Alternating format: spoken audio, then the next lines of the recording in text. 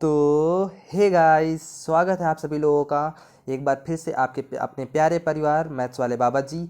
और आशा करता हूँ कि आप लोगों की तैयारी बहुत ही बेहतरीन चल रही है और हमारी ये सीरीज़ प्रैक्टिस सीरीज़ आपकी तैयारी को चार चांद लगा देगी। तो आज का हमारा यह प्रैक्टिस सेट दूसरा है और इस दूसरे प्रैक्टिस सेट में हम लोग बेहतरीन बेहतरीन क्वेश्चन लेके आए हुए हैं। प्रैक्टिस सेट में जीएस के बेहतरीन बेहतरीन क्वेश्चन लाए हुए हैं जिसमें आप लोगों को कंटेंट भी मिलेगा। इसमें सारे सब्जेक्ट वाइज क्वेश्चन आप लोगों को देखने को मिलेंगे। तो चलिए शुरू करते हैं। पहला नंबर क्वेश्चन क्या है, ये बहुत ही इंपॉर्टेंट सेशन है, आप लोग इसको गौर से देखें। और जब एक बार देख लेते हैं तो एक बार आप लोग थोड़ा स्पीड में लगा के देख लेते हैं तो डेली डेली ये अगर ऐसे ऐसे क्वेश्चन करते रहेंगे, अगर आप लोगों को 100 क्वेश्चन अगर डेली डेली ऐसे ही करते रहेंगे तो आप लोग गौर से सोचेंगे एक दिन आप लोगों को ऐसा भी आ जाएगा कि एक दिन आप लोगों को 1500 क्वेश्चन हो जाएंगे और 15 क्वेश्चन आप लोगों को पता भी नहीं चलेगा कि 15 को क्वेश्चन हो चुके हैं। चलिए पहला क्वेश्चन हम लोग देख लेते हैं क्या है। सूची फर्स्ट में दिए गए वर्षों का मिलान सूची सेकंड में दिए गए अकबर के शासनकाल की मुख्य घटनाओं से कीजिए और नीचे दिए गए विकल्पों से सही उत्तर चुनिए।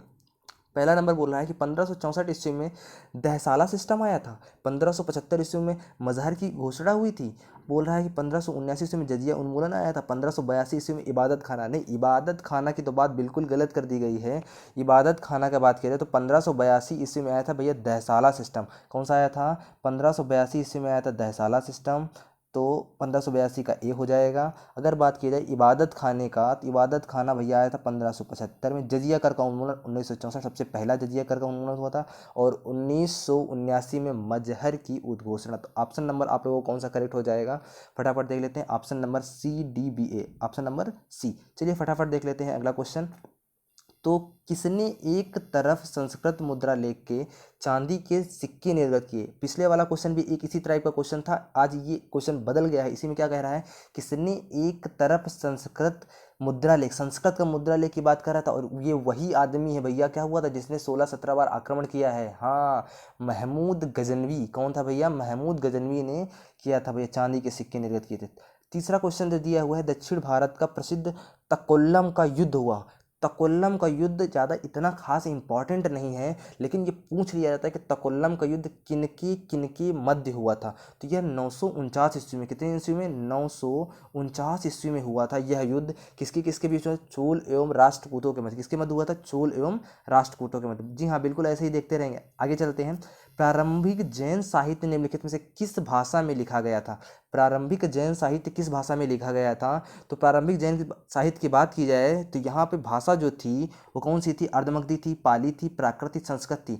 तो जिन लोगों का ऑप्शन ए आ रहा है बिल्कुल सही जा रहे हैं, अर्धमगधी थी। ठीक है, अगले क्वेश्चन पे चलते हैं फटाफट। क्या कह रहा है कि मानव समाधानों में कुत्ते दफनाए गए। मानव समाधानों में कुत्ते दफनाए गए थे। गुफ कराल में, बुर्ज होम में, मारतंड में, मेहरगढ़ में। तो यहाँ पे एक जो निकल के आता है 1935 ईस्वी में डी टेरा तथा पीटरसन, डी टेरा तथा पीटरसन ने एक बुर्ज होम नामक एक स्थान की क्या की थी, क्या किया था, खोज किया था। इसी में पता चला था कि मानव संसाधन जो दिखे थे, शव जहाँ पे रखे हुए थे वहाँ पे कुत्ते भी दफनाए जा रहे थे। वो कौन सा था? बुर्ज होम। चलिए अगला क्वेश्चन देख लेते हैं फटाफट। बोर्ड ऑफ कंट्रोल की स्थापना किस अधिनियम के अंतर्गत है? ये सबसे इंपॉर्टेंट क्वेश्चन बन जाता है क्योंकि ये एक ऐसा पिट्स एक्ट होता है जिसमें बहुत ज़्यादा स्थापनाएं आप लोगों को देखनी पड़ती हैं। अगर 1835 का अगर आप लोग अधिनियम की बात करते हैं, अगर पिट्स एक्ट की बात करते हैं तो 1784 का जो पिट्स एक्ट अगर आया था, इसमें बोर्ड ऑफ कंट्रोल की स्थापना हुई थी। किसकी हुई थी? बोर्ड ऑफ कंट्रोल की स्थापना हुई थी। चलिए अगला क्वेश्चन देख लेते हैं फटाफट। क्या कह रहा है, आचार्य विनोबा भावे किस आंदोलन में भाग लेने के लिए प्रथम बार गिरफ्तार हुए थे? तो ये वही आंदोलन है जो 1930 ईस्वी में है। तो आप बताएंगे फटाफट कौन सा आंदोलन 1930 ईस्वी में कौन सा आंदोलन हुआ था? हाँ, 1930 ईस्वी में हुआ था भैया, कौन सा? सविनय अवज्ञा आंदोलन। और सविनय अवज्ञा आंदोलन में ही गांधी जी का साथ देने गए थे भैया, कौन? आचार्य विनोबा भावे। तो ऑप्शन नंबर कौन सा सही है? बिल्कुल सी। आगे चलते हैं फटाफट क्वेश्चन। जलियांवाला नरसंहार, ये तो भैया एकदम छपा हुआ क्वेश्चन है और सबके जबान में रटा हुआ है। जलियांवाला नरसंहार ये एक ऐसा जलियांवाला कांड हुआ था अमृतसर में। तो देख लेते हैं क्या है। 13 अप्रैल 1919 को, कहाँ पे? 13 अप्रैल 1919, ऑप्शन नंबर सी। किसने गोली चलवाई थी भैया? जनरल डायर ने। और इसी में क्या हुआ था भैया, नाइट की उपाधि रविन्द्रनाथ टैगोर ने क्या कर दी थी बेटा? वापस कर दी थी। चलिए अगला क्वेश्चन देख लेते हैं फटाफट। क्या है, बंगाल विभाजन को किस वर्ष रद्द कर दिया? अगर आप लोगों से पूछ लिया था कि बंगाल विभाजन हुआ किस वर्ष था, तो 1905 ईस्वी में। कब हुआ था भैया? 1905 ईस्वी में। लॉर्ड कर्जन, कौन था भैया? लॉर्ड कर्जन, ठीक है, लार्ज कर्जन के समय हुआ था बंगाल का विभाजन। लेकिन अगर तुमसे पूछ लेता है रद्द कौन से सन में कर दिया गया था, 1911 ईस्वी में। कब कर दिया गया भैया, 1911 ईस्वी में रद्द कर दिया गया। अगला क्वेश्चन देख लेते हैं फटाफट। महालवाड़ी प्रथा में किसके साथ राजस्व का बंदोबस्त हुआ था? कृषकों के साथ, जमींदारों के साथ, जमींदारों व कृषकों के साथ साझा रूप से, ग्राम समुदाय के साथ समग्र रूप से। तो यहाँ पर अगर हम लोग बात की जाएगी तो क्या हो जाएगा भैया, ग्राम समुदाय। महलवाड़ी में वही चीज़ थी ना, क्या एक पूरा गांव गांव का समुदाय था, क्या था भैया, एक पूरा पूरा समुदाय था, उसी का पूरा पूरा विकास किया जाता था। तो यहाँ पे कौन सा ऑप्शन चला जाएगा भैया, गांव का विकास के लिए कौन सा ऑप्शन जाएगा, ऑप्शन नंबर डी। देख रहे हैं दोस्तों, आप लोगों के लिए रात में 1 बजे हम लोग ये सीरीज ला रहे हैं, तो अगर हम लोग इतनी मेहनत कर रहे हैं तो कृपया प्लीज़ शेयर सब्सक्राइब जरूर कर दें। आगे चलते हैं अपने वीडियो में, ठीक है। तो कह रहा है अपवाह क्षेत्र की दृष्टि से जो विश्व की सबसे लंबी नदी, कल मैंने पूछा था भैया एशिया की सबसे लंबी नदी, इसमें यांगसी लगा दिया था। अब पूछ रहा अपवाह क्षेत्र, तो अपवाह क्षेत्र के हिसाब से अगर जाएंगे तो भैया कौन सी बन जाएगी भैया, हाँ, आप जो लोग बी ऑप्शन दे रहे हैं बिल्कुल सही जवाब जा रहा है, अमेजन नदी जो होगी अपवाह क्षेत्र, सबसे ज़्यादा अपवाह क्षेत्र विश्व में इसी का है। आगे चलते हैं, क्वेश्चन में क्या कह रहा है, प्रधान यामोत्तर तथा विषुवत रेखा का प्रतिच्छेदन बिंदु अवस्थित है। अगर प्रधान, यहाँ पे कह रहा है कि जहाँ पे विषुवत रेखा और यामोत्तर रेखा क्या होती है, एक दूसरे को क्या करती हैं, काटती हैं, तो वहाँ क्या होता है भैया एक दूसरे को, फटाफट बताइए, अंध महासागर, घाना में, मोरक्को में, या प्रशांत महासागर? अंध महासागर। कहाँ पे भैया, अंध महासागर, हाँ बिल्कुल, ए ऑप्शन बिल्कुल सही है, तो अंध महासागर लगा देंगे। अगर बात की जाएगी तो एक दूसरे को ये अटलांटिक महासागर, इसको अंध महासागर क्या बोलते हैं, अंध महासागर अगर पूछ लो तो ऑप्शन किसको बोला जाता है, तो अंध महासागर किसको बोला जाता है, अटलांटिक, किसको भैया, अटलांटिक, ठीक है, अटलांटिक महासागर, ठीक है। बिल्कुल बात समझ में आ रही है, समझिए। अगले वाले क्वेश्चन पे चलते हैं फटाफट। तमिलनाडु में मानसून के सामान्य महीने कौन से होते हैं? तमिलनाडु में, अच्छा आप लोग गौर से सोचेंगे तमिलनाडु में कौन सा आता है, तो इसमें जब क्या होता है, 15 सितंबर को जब सूर्य भूमध्य रेखा के पास से होता है तब भारतीय ग्रीष्मकालीन मानसून लौटता है। कौन सा, ग्रीष्मकालीन वाला मानसून लौटता है, और लौटता हुआ मानसून ही होता है जो क्या होता है, बंगाल की खाड़ी से क्या होता है, एनर्जी लेने के बाद नवंबर दिसंबर में, कहाँ पे भैया, नवंबर दिसंबर में बारिश कराता है, कहाँ पे, तमिलनाडु में, ठीक है। समझ गए, नहीं समझ गए? अब अगला वाला क्वेश्चन देख लेते हैं। क्वेश्चन क्या बोल रहा है भैया कि तमिलनाडु राज्यों में, निम्नलिखित राज्यों में उत्तर प्रदेश के सीमावर्ती हैं। अगर सीमावर्ती की बात करेंगे तो आप लोग बहुत अच्छे से जानते हैं भैया, सबसे पहले ऊपर आ जाता है भैया कौन सा, क्या पंजाब है, बताइए फटाफट, क्या पंजाब है, बताइए, क्या पंजाब है, क्या राजस्थान है, छत्तीसगढ़ है, क्या झारखंड है, आप लोग बताइए फटाफट कौन सा है। पंजाब क्या साझा करती है सीमा? नहीं, पंजाब साझा नहीं करती है, ये ऑप्शन दोस्तों बिल्कुल गलत है। तो राजस्थान बिल्कुल हाँ, ये इधर वाला हिस्सा जो होता है वहाँ करता है, ठीक है। उसके बाद छत्तीसगढ़ बिल्कुल हाँ नीचे तरफ वाले करते हैं, झारखंड नीचे वाला बिल्कुल करता है, तो ऑप्शन नंबर बी बिल्कुल राइट है। चलिए अगले क्वेश्चन देख लेते हैं फटाफट। क्या कह रहा है, वर्ष 2001-2011 की अवधि में उत्तर प्रदेश की दशकीय जनसंख्या वृद्धि दर रही है। कल पूछा गया था सकल वाला, आज पूछा जा रहा है आप लोगों से उत्तर प्रदेश की दशकीय जनसंख्या वृद्धि। और ये वाला क्वेश्चन हर बार यूपी ट्रिपल एससी पूछता है कि एक बार जनसंख्या से एक क्वेश्चन बनना विशेषता है। अगर आप लोग बात करेंगे, अगर आप लोग कमेंट करेंगे तो जनसंख्या के बारे में मैं अच्छे अच्छे इंपॉर्टेंट तथ्यों के लिए थोड़ी सी बिल्कुल छोटी सी क्लास लेके आ जाऊंगा आप लोगों के, एक शॉर्ट वीडियो में आप लोग बता देंगे, अगर चाहिए तो मैं बिल्कुल प्रोवाइड करा सकता हूँ। तो इसमें कौन सा आया था भैया, 20.09, बिल्कुल सही। जिसने ऑप्शन में जवाब दिया है 20.09 वो बिल्कुल सही है। अगले क्वेश्चन पे चलते हैं। क्या बोल रहा है, विशेष आर्थिक क्षेत्र नीति घोषित की।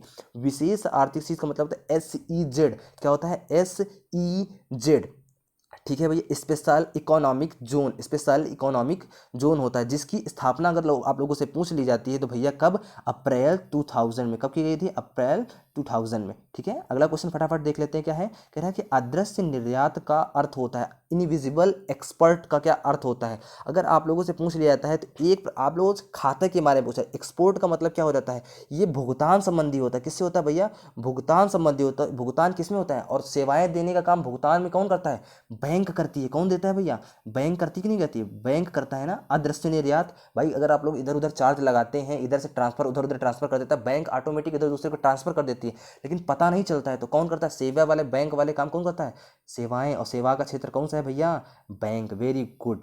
चलिए आगे क्वेश्चन देख लेते हैं फटाफट। क्या कह रहा है अगला क्वेश्चन, 18 नंबर, खादी ग्रामोद्योग आयोग की स्थापना किस पंचवर्षीय योजना काल में की गई थी। तो खादी ग्रामोद्योग की योजना अगर आप लोगों से पूछ लिया जाता है तो बताएंगे कौन सी है, क्या तीसरी है, क्या चौथी है, कि दूसरी है, प्रथम है, कौन सी है, फटाफट जवाब देंगे, जल्दी से बताइए, 5 सेकंड रुक रहे हैं, आप लोग बताएंगे कौन सा है। तो इस पे अगर हम लोग बात करते हैं तो दूसरी योजना, जी हाँ बिल्कुल सही जवाब है भैया, कौन सा होगा, दूसरी योजना। चलिए अगला क्वेश्चन देख लेते हैं फटाफट। गिल्ट एज्ड बाजार किससे संबंधित है? गिल्ट एज्ड बाजार, इसका मतलब धातुओं के व्यापार से है, इसका ऋण पत्रों के व्यवहार से। वेरी वीवीआईएमपी क्वेश्चन लगा लीजिए, इस तरह के question UPSC UP triple S C question बना रहा है, यूपी पीसीएल में बना हुआ क्वेश्चन हुए हैं, और पिट वगैरह में तो इस बार देखने को मिलेगा ही, और पुलिस वगैरह में देखने को मिल जाता है कि इस तरह के क्वेश्चन आप लोगों को। तो चलिए देख लेते हैं कि गिल्ट एज्ड बाजार का मतलब है, तो गिल्ट एज्ड बाजार का अर्थ कम जोखिम वाली प्रतिभूतियों से होता है जिनमें सरकारी प्रतिभूतियों को शामिल कर दिया जाता है, और रिजर्व बैंक के माध्यम से सरकारी और असरकारी दोनों का क्रय और विक्रय किया जाता है। तो सरकारी प्रतिभूति का व्यवहार होता है। क्या होता है? गिल्ट से मतलब सरकारी प्रतिभूति। ठीक है, चलिए अगला क्वेश्चन देख लेते हैं। क्या है भैया? नीति आयोग। ये तो भैया ट्रेंडिंग क्वेश्चन है, नीति आयोग। सबसे पहले अगर पूछ लिया जाता है कि नीति आयोग का स्थापना कब हुआ था, तो क्या बताएंगे भैया? हाँ, याद कर लेना, नीति आयोग क्या होता है? 2015। बिल्कुल सही बात है। अगर पूछ लेता है कि नीति आयोग के अध्यक्ष कौन है भैया? भारत के प्रधानमंत्री माननीय नरेंद्र मोदी जी। कौन है भैया? माननीय नरेंद्र मोदी जी हैं। ठीक है, अगर पूछ लेता है कि उसमें जो सदस्य होते हैं तो राज्यों के मुख्यमंत्री होते हैं, केंद्र शासित प्रदेश के उपराज्यपाल भी होते हैं। ठीक है, और भी 5-6 लोग हो जाते हैं नीति आयोग के सदस्य। ठीक है, अगले क्वेश्चन पे चलते हैं। तो इसमें कौन सा हो जाएगा भैया इनमें से? नीति का पूरा स्वरूप। तो नीति का अगर पूरा स्वरूप आप लोगों से पूछ लेता है तो इसमें कौन सा ऑप्शन लगाएंगे? National institute for transforming India.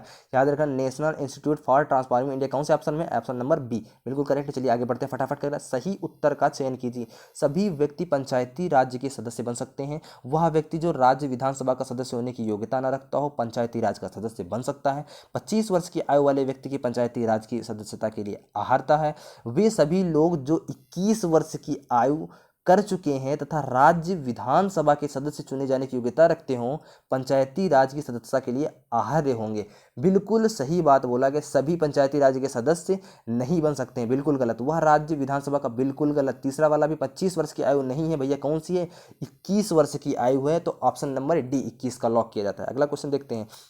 कोई धन विधेयक, अगर ये कल बताया गया था किस राज्यसभा में लाया जाता है, फिर लोकसभा में लाया जाता है, लेकिन अगर कोई धन विधेयक है या नहीं उसका पता लगाना है तो इसमें विनिश्चय निम्न कौन करता है? तो बताना है आप लोगों को, फटाफट बताइए कौन करता है। अगर पूछ लिया जाए धन विधेयक कौन से आर्टिकल में आया जाता है, तो कौन सा है? संविधान के आर्टिकल 110। कौन सा होता है भैया? आर्टिकल कौन सा है? आर्टिकल 110। ठीक है, 11 धारा 110 की धारा 3 में बोला गया है धन विधेयक की बात की जाती है। ठीक है, तो इसमें कौन स्वीकृति देता है? लोकसभा अध्यक्ष। हाँ, लोकसभा की अंतिम सुनवाई हुई थी है इसी में। चलिए अगला क्वेश्चन देख लेते हैं फटाफट। क्या कह रहा है? बिना अनुमति के कितने दिन संसद से अनुपस्थित रहने पर किसी सांसद के अयोग्य घोषित कर दिया जाता है? जैसे रेखा जी हुई थी कि नहीं हुई थी? तो 23 क्वेश्चन का आंसर आप लोग फटाफट जवाब बताएंगे। 2 महीने का मतलब आप लोग समझ रहे हैं। 2 महीने अगर आप लोग नहीं जाते हैं भैया संसद भवन, तो आप लोगों को क्या कर दिया? सांसदी की क्या कर दिया जाएगा? उससे अयोग्य घोषित कर दिया जाएगा। ऑप्शन नंबर कौन सा सही है भैया? बी। अगला क्वेश्चन देख लेते हैं कौन सा है फटाक से। क्वेश्चन नंबर 24 कह रहा है निम्नलिखित में से किनको विधि के शासन के प्रमुख लक्षणों के रूप में माना जाता है? विधि का शासन क्या होता है? आप लोग बताएंगे। क्वेश्चन नंबर 24 का जवाब देंगे फटाफट। क्या होता है? क्या शक्तियों का परिसीमन? हाँ, शक्तियों का परिसीमन बिल्कुल बिल्कुल होता है। अगर आप लोगों को कह दिया जाए कि विधि के समक्ष क्षमता, बिल्कुल विधि के समक्ष क्षमता होती है। सरकार के प्रति जन उत्तरदायित्व। सरकार के प्रति क्यों जन उत्तरदायित्व होता है? जो जनता सम्मान करती है सरकार के प्रति, जरूरी नहीं है जो सही होता है उसी के विधि का शासन ये होता है। विधि सरकार की तरफ से नहीं चलती। विधि वो चलती है कि जो सही है। सरकार अगर गलत कर रही है तो उसके लिए भी विधि का शासन बोलेगा। तो ऑप्शन नंबर 3 गलत हो जाएगा यहाँ पे। अगर पूछा जाए स्वतंत्रता और नागरिक अधिकार, बिल्कुल ये भी सही है। चौथा सही है, दूसरा सही है, पहला भी सही। तो ऑप्शन नंबर कौन सा हो जाएगा? तीसरा। चलिए फटाफट अगला क्वेश्चन देख लेते हैं कि भारतीय संविधान में किसका सर्वाधिक ऋणी है? अगर भारतीय संविधान की बात की जाए तो सबसे ज्यादा किसका ऋणी है भैया? स्विट्जरलैंड का संविधान, संयुक्त राज्य अमेरिका का संविधान, अगर भारत शासन अधिनियम 1935, कनाडा का संविधान। ये इसको छोटा संविधान भी बोला जाता है, मिनी संविधान जिसको बोला जाता है भैया, भारत शासन अधिनियम 1935। जो भी ऑप्शन नंबर सी लगा रहा है वो बिल्कुल सही है। छोटा जो हमारा संविधान बोला जाता है 1935 को भी बोला जाता है। आगे जो क्वेश्चन है साइंस के आने वाले हैं। चलिए फटाफट क्वेश्चन नंबर 26 26 का जवाब देंगे हम लोग। तो रक्त होता है, रक्त क्या है? एक संयोजी ऊतक है, एक उपलित ऊतक है। आप लोगों ने पढ़ा होगा भैया कौन सा है? एक जो रक्त होता है एक तरल संयोजी ऊतक, तरल मतलब क्या होता है? लिक्विड फॉर्म में होता है, ठीक है, तरल संयोजी ऊतक होता है। अगर बात कर लिया जाए आपको स्वस्थ मनुष्य जो होता है उसमें कितने लीटर खून होता है? लगभग अगर ऑप्शन में होगा आप लोग लगाना 5 से 6 लीटर। कहाँ लगाएंगे? 5 से 6 लीटर लगाएंगे, ठीक है। अगले क्वेश्चन चलते हैं फटाफट। कह रहे हैं निम्नलिखित जंतुओं में से किसमें 3 प्रकोष्ठ वाला हृदय होता है? VVIMP 3 प्रकोष्ठ वाला क्वेश्चन बहुत बार क्वेश्चन पूछा जाता है। आप लोग याद रखना 3 वेशमी होते हैं, 2 अलिंद और 1 निलय होता है, ठीक है। ये प्राणी उभयचर होते हैं और उभयचर के साथ साथ आप लोग कैसे होते हैं? असमतापी भी होते हैं। कभी कभी देखा होगा आप लोग पानी के अंदर भी रहते हैं, कब देखा होगा आप लोग बाहर भी रहते हैं। तो 3 प्रकोष्ठ वाला कौन सा होता है भैया? मेढक। कौन सा है भैया? मेढक, ठीक है। चलो अगला क्वेश्चन देख लेते हैं भाई फटाक से। क्या कह रहा है? भारी जल है, भारी जल आप लोगों ने पढ़ा कि नहीं पढ़ा है? याद होना चाहिए D2O। D2O क्या है भैया? D2O मंदक का काम करता है कि नहीं करता है? याद आया कुछ बहुत? मंदक, हाँ, भारी जल क्या करता है? मंदक, कोई रिएक्शन हो रही होती है तो उसको धीमा कर देता है। किसका काम करता है भैया? मंदक का काम करता है। अगला क्वेश्चन, ये क्वेश्चन तो बहुत बार पूछा जाता है फिजिक्स का ये क्वेश्चन कि घरेलू बिजली के तार आधार रूप में कैसे होते हैं? श्रेणीबद्ध में होते हैं, समांतर में होते हैं, श्रेणीबद्ध और समांतर दोनों में होते हैं। प्रत्येक कक्ष में श्रेणीबद्ध संयोजन तथा दूसरी जगह समानांतर संयोजन होता है। तो 29 नंबर को होता है। आप लोग घरेलू बिजली में देखा होगा एक जगह लाइट धीमी एक जगह तेज नहीं होती, हमेशा यहाँ पे क्या होता है भैया? वोल्टेज क्या होता है? समान चलता है। तो समांतर जब क्रम लगाया जाता है तो वोल्टेज समान चलता है, इसीलिए घरेलू बिजली जो होती है, अगर घरों की वायरिंग की बात की जाती है आप लोगों को, तो वहाँ पे क्या हो जाता है कि समांतर संयोजन, ठीक है। अगले वाले क्वेश्चन में चलते हैं। डेसिबल, डेसिबल किसके नापने के लिए? आप लोगों को पता होगा डेसिबल किसके नापने के लिए? क्या खून में हेमोग्लोबिन, पेशाब में शक्कर, वातावरण में ध्वनि, वायु में कण? तो 30 नंबर का आप लोगों को पता है डेसिबल से जब भी याद आता है क्या होता है भैया? ध्वनि। क्या होता है भैया? ध्वनि। अगला क्वेश्चन है 31 नंबर, जो कि मैथ का क्वेश्चन है। आप लोग अगर लोग, मैं बता दे रहा हूँ थोड़ा थोड़ा, फिर जो क्वेश्चन है, अगर निम्नलिखित में से किससे सबसे बड़ी भिन्न को ज्ञात कर, अगर बड़ी भिन्न ज्ञात करनी है तो यहाँ पे कर दिया जाता है भैया। अगर कर लिया जाएगा तो 6 से ऊपर को डिवाइड कर दो, 11 को भी ऊपर वाले डिवाइड करो, 3 से ऊपर वाले को डिवाइड करो। अगर एक और चीज़ें जाननी है तो नीचे वाले जो भी नंबर है 6, 11, 3, 9, 7, इन सबका क्या कर देंगे? एलसीएम ले लेंगे और एलसीएम के बाद पूरा नंबर वहीं से मल्टीप्लाई कर देंगे। जो सबसे बड़ा नंबर ऊपर आएगा वही होती है सबसे बड़ी भिन्न, ठीक है। फिलहाल मैथ्स का आप लोग बोलेंगे जिस प्रकार से सेशन, अगर मैथ्स को आप लोगों को प्रैक्टिस सेट चाहिए, पूरा पूरा मैथ्स अलग से दे देंगे हम लोग। तो आप अगर जिस प्रकार से कमेंट कर दीजिए, आपको अगर मैथ्स चाहिए तो आप लोग कमेंट जरूर कर दें कि मैं मैथ का भी आप लेके आइए, तो मैं मैथ का जरूर लेके आऊँगा, ठीक है। फिलहाल मैं मैथ को अभी स्किप कर रहा हूँ, फिर मैं आगे चलता हूँ, ठीक है। अगला क्वेश्चन देख लेते हैं भैया। कामायनी के रचनाकार, कल भी बताया था भैया, बहुत इंपॉर्टेंट है, जिसकी है वही रचना। आंसू, झरना, लहर, कानन, कुसुम, ये सब किसकी रचना है? कामायनी। जयशंकर प्रसाद। सुमित्रा नंदन पंत की बताइए फटाफट। एक बहुत ही इंपॉर्टेंट है भैया, कौन सी? पल्लव। कौन सी है सुमित्रा नंदन पंत की? पल्लव है। अगर सूर्यकांत त्रिपाठी निराला की बात की जाए तो कल भी बताया था, परिमल, गीतिका, तुलसीदास। और ऑप्शन नंबर जो चौथा दिया हुआ महादेवी वर्मा, ये भी बहुत ही इंपॉर्टेंट है। इनकी निहार, रश्मि, नीरजा, यामा के लिए इन्हें क्या मिला था भैया? बताएंगे फटाफट आप लोग, कमेंट करेंगे यामा के लिए, महादेवी वर्मा को, यामा के लिए महादेवी वर्मा को कौन सा पुरस्कार दिया गया था? यामा के लिए कौन सा पुरस्कार दिया गया था? कमेंट करेंगे फटाफट सभी लोग, कमेंट में जरूर देखेंगे, मैं कमेंट सभी लोगों का पढ़ूंगा, कमेंट कर दें। लास्ट में पिन मैं कमेंट सबके पढ़ता हूँ। चलिए आगे देखते हैं। दूध का धुला होना मुहावरा है। दूध का धुला होना कहता है कि भैया तुम तो बड़े दूध के धुले हो, तो इसका कौन सा ऑप्शन सही हो जाएगा बताइए? निर्दोष होना। हाँ, दूध का धुला होना मतलब क्या होता है? निर्दोष होना। दोषी होना बिल्कुल गलत, चोरी करना बिल्कुल गलत, पाप करना बिल्कुल गलत।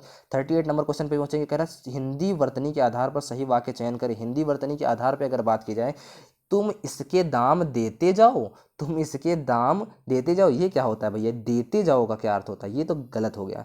तुम इसका दाम देते जाओ, तुम इसका दाम देते जाओ, हाँ हो सकता था, तुम इसके दाम नहीं हो सकता, तुम इसका दाम मान सकते हैं कि ये सही चीज़ है। अगर तीसरे की बात करते हैं भैया, क्या कह रहा है? तुम इसके दाम देते, देते तो बिल्कुल ही गलत हो गया भैया। तुम इसका दाम देते जाओ, जाओ नहीं होता है भैया, जाओ होता है। तो ऑप्शन नंबर कौन सा हो जाएगा भैया? सी। चलिए अगला क्वेश्चन देख लेते हैं मेरे शेयरनियों। और अगर आप लोगों को सेशन अच्छा लग रहा है तो प्लीज़ लाइक, शेयर, सब्सक्राइब, और अपने दोस्तों तक जो भी पेट की तैयारी कर रहे हैं उन दोस्तों तक मेरा ये वीडियो तक पहुंचा दें, जिनके लिए एक अच्छी सीरीज़ है और उनकी उनकी पढ़ाई के लिए बहुत ही अच्छा कारगर होगा। तो जल्दी से लाइक से सब्सक्राइब जरूर कर दे और चैनल के साथ बने रहें। चलिए अगला क्वेश्चन देख लेते हैं। 39 नंबर क्वेश्चन क्या है, कौन सा जोड़ा समरूपी भिन्न है। अगर बात करते हैं भैया भिन्न की, तो अवधि और अवधि, ना आदि है अंत है उसका, आदि और अंत तो बिल्कुल सही लिखा हुआ है, ठीक है। अनुचर और नौकर, हाँ। अभिनय और नाटक, भिन्नार्थक, अवधि और अवधि, अवध और अवधि अगर देखा जाए तो ये बिल्कुल भिन्न लिखा हुआ है, ठीक है। आप लोग समझ गए। अवधि का अर्थ होता है समय और अवधि का मतलब होता है अवध क्षेत्र की भाषा, जो अवधि लैंग्वेज होती है वो होता है, ठीक है। अगला क्वेश्चन देख लेते हैं। निम्नलिखित में से कौन सा शब्द चंद्रमा का पर्यायवाची नहीं है। तो चंद्रमा का पर्यायवाची आप लोगों से पूछ लेता है तो विदु, शशि, चांद। तो विदु भी होता है भैया, शशि भी होता है, चांद भी। सूत किसका होता है, सूत तो बिल्कुल गलत है, सूत चंद्रमा का होता ही नहीं। सूत क्या, सूत की पिड़िया होती है ना, तो यानी सूत एक रेशम का धागा होता है, सूत यानी उसका होता है धागे का, ठीक है। अगला क्वेश्चन देख लेते हैं फटाफट, क्या कह रहा है। निम्न में से कौन सी किताब सरोजनी नायडू द्वारा लिखी गई है। अब यहाँ से आप लोगों को क्वेश्चन थोड़े से अच्छे जीएस के क्वेश्चन देखने को मिलेंगे। क्या कह रहा है, निम्नलिखित से कौन सी किताब सरोजनी नायडू द्वारा लिखी गई है। The broken wing, the golden threshold, the golden bird, the bird of time. फटाफट कमेंट करिए। तो यहाँ पे देख लेते हैं आप लोग, the broken wing, the broken wing जो था, और द बर्ड ऑफ टाइम पुस्तकें किसने लिखी, the bird of time, the broken wing और द ब्रोकन टाइम, ये दोनों आप लोगों द ब्रोकन विंग, ठीक है, द बर्ड ऑफ टाइम, ठीक है, ये भी लिखी थी इन्होंने। और द गोल्डन बर्ड, ये अगर देखी जाए तो द गोल्डन बर्ड इन्होंने नहीं लिखी है। द गोल्डन बर्ड की अगर नाम है तो ग्रीम ब्रदर्स, इन बहुत ही इंपॉर्टेंट बुक है, इसमें बोला गया था ग्रीम ब्रदर्स। कौन है भैया इसके लेखक, ग्रीम ब्रदर्स, ठीक है।